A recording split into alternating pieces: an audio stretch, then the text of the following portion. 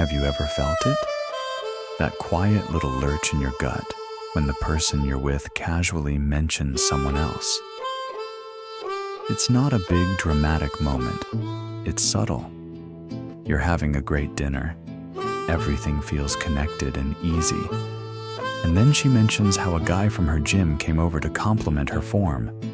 Or maybe she's scrolling through her phone, laughs and says, "Oh my God, my ex just sent me the most ridiculous meme."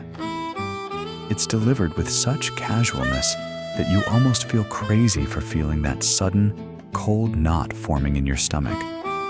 Your mind starts racing. Is she just sharing her day, or is this something else? Is this a test? A warning? Is this a game you didn't even know you were playing?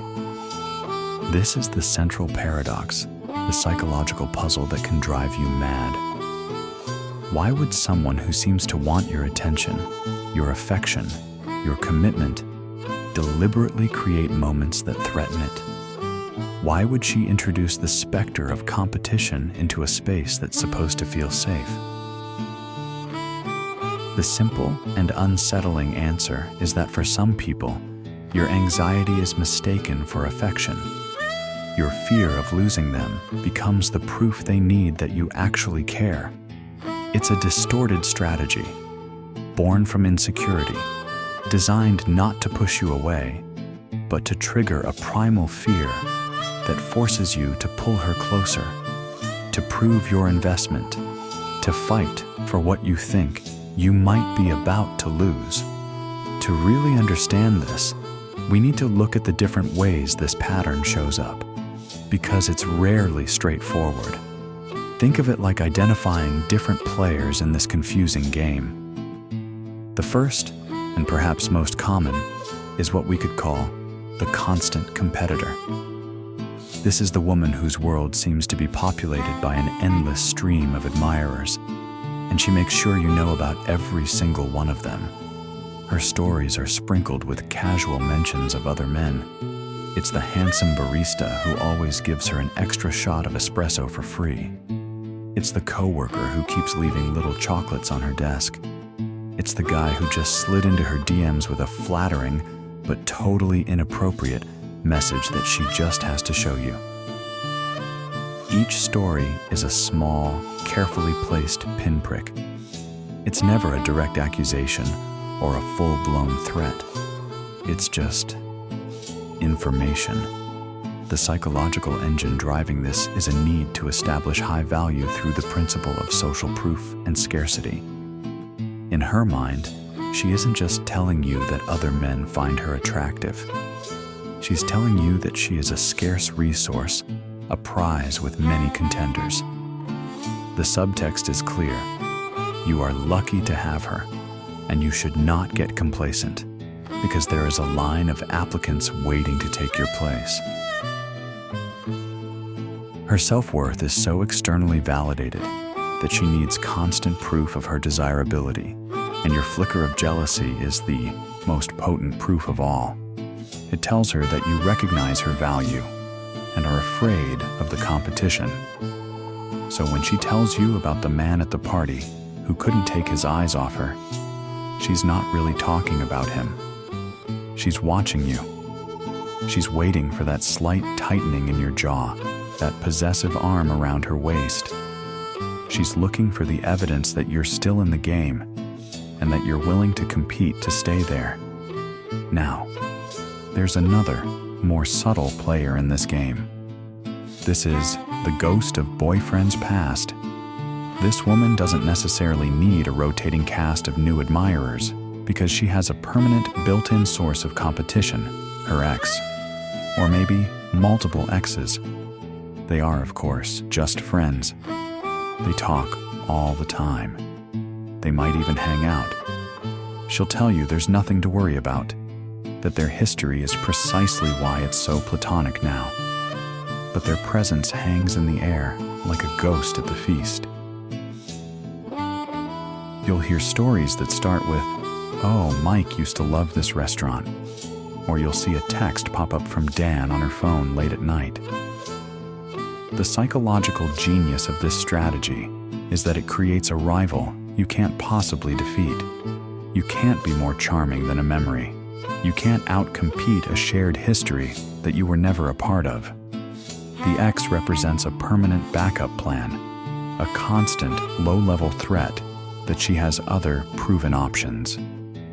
Deep down, this isn't about her wanting to get back with her ex. It's about using the past as leverage in the present. By keeping that door visibly ajar, she keeps you on edge. She forces you into a subconscious comparison, making you wonder if you're measuring up to the man who came before. When she talks about how incredibly thoughtful her ex was, she's not just reminiscing. She's setting a standard. She's planting a seed of doubt in your mind, making you work harder to prove that you are better, more attentive, more worthy than the ghost you're fighting against. Her connection to the past isn't about nostalgia. It's about control in the present. Then we have the third type, which takes this behavior from the subtle and suggestive to the bold and theatrical. This is the public performer. Unlike the other two, her strategy isn't deployed in quiet conversations over dinner. It's a live show, and you have a front row seat. You'll be at a party, a bar, or out with a group of friends, and you'll watch it happen. She'll become incredibly animated and charming with another man, laughing a little too loudly at his jokes, touching his arm in a way that feels just a bit too familiar. She'll angle her body towards him, creating a little bubble of intimacy, all while making sure to catch your eye from across the room. Her focus is on him, but her performance is for you.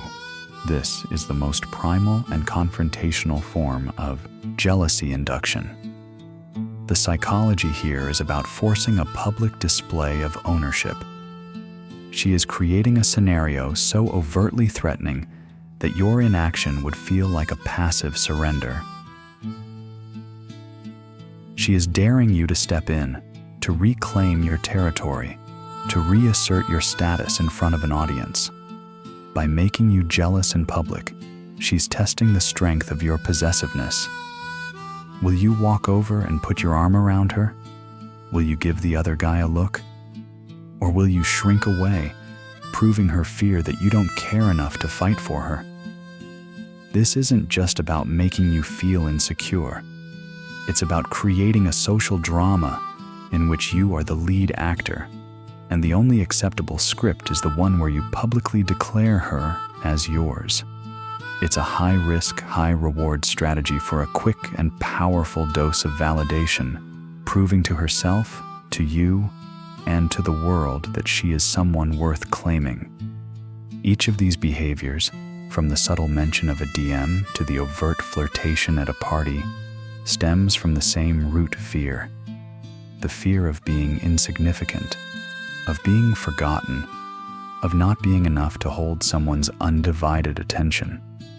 It's a flawed and often destructive attempt to manage that fear. But here's the uncomfortable truth, the twist that changes everything.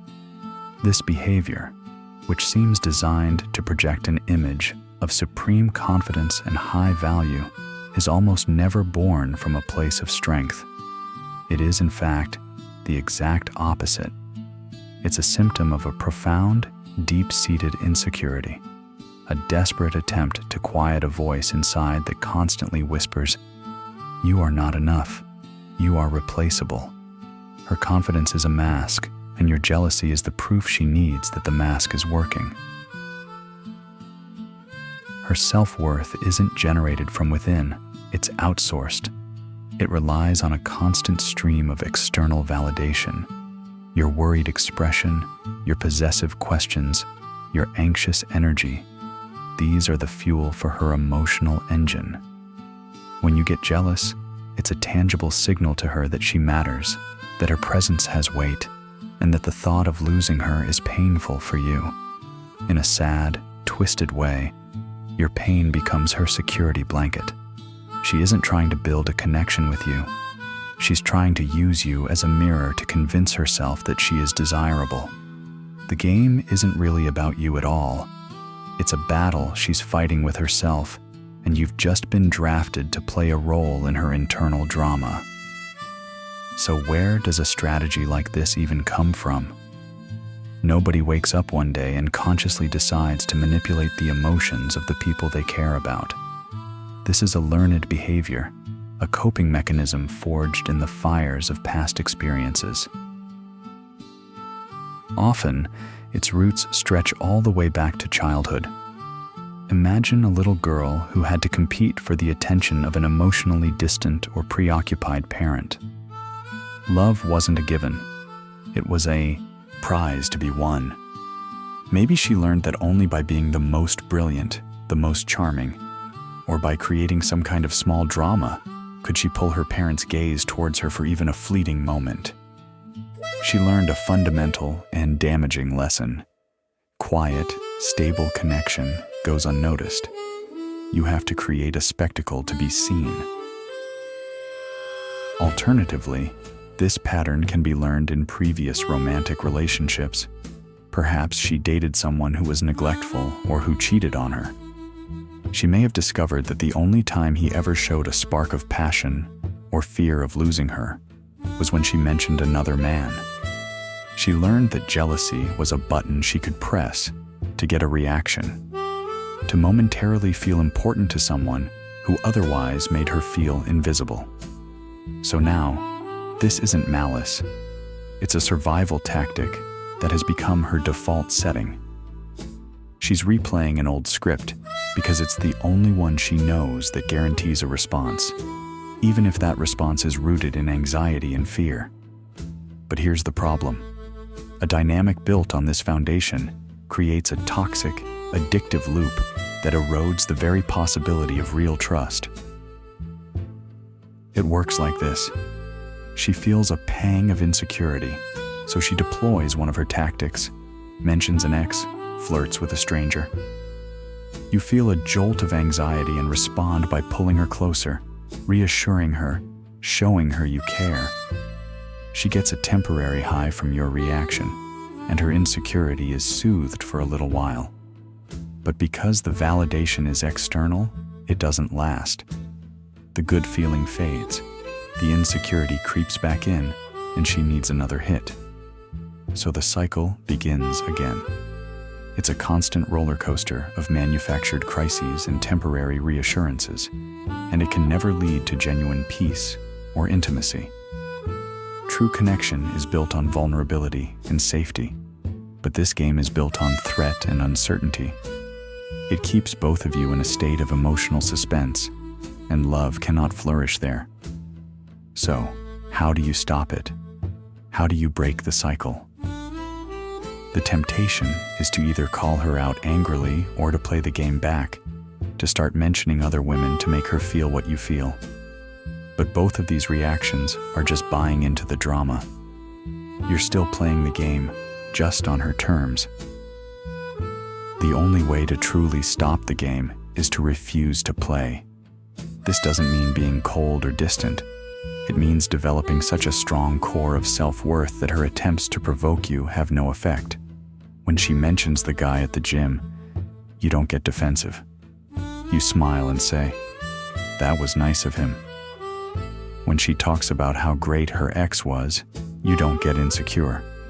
You say, "It sounds like you two had some good memories." You respond with calm, secure, and unbothered energy. By refusing to give her the jealous reaction she's seeking, you remove the reward. Her button stops working. You are communicating through your actions that your commitment is not based on fear and that you will not participate in emotional manipulation. This is a quiet, powerful refusal to let her insecurity dictate your emotional state. It forces a crisis in the dynamic. Without your jealousy to feed on, she is left with two choices. Either she can learn a healthier, more direct way to communicate her needs and build genuine trust, or she will seek out someone else who is willing to play her game. Either way, you are free from the cycle. This requires you to be honest with yourself about why you've been willing to play along. Does her need for your jealousy feed your own ego in some way? Does it make you feel powerful to be the one to soothe her anxiety?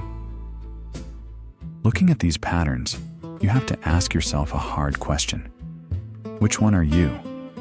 The one creating the test, or the one who keeps trying to pass it?